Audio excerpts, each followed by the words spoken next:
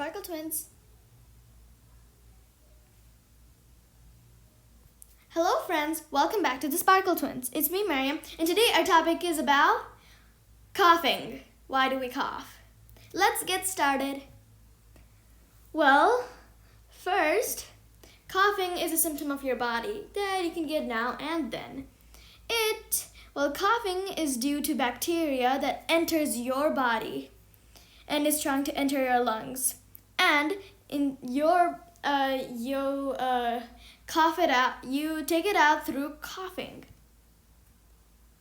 So, this is what can also cause coughing: dust, smoke, and allergies.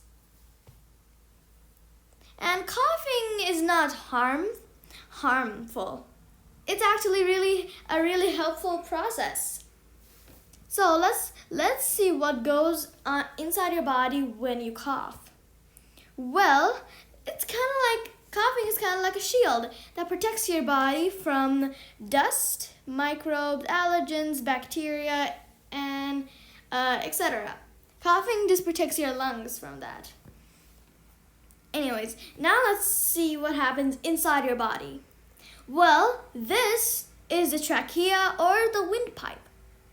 The trachea, first, once you inhale a microbe, it will want to go into your lungs. But then your brain gets activated, your brain gets alert and takes in more air than usual. And then the epiglottis, this yellow thing right here, is called the epiglottis.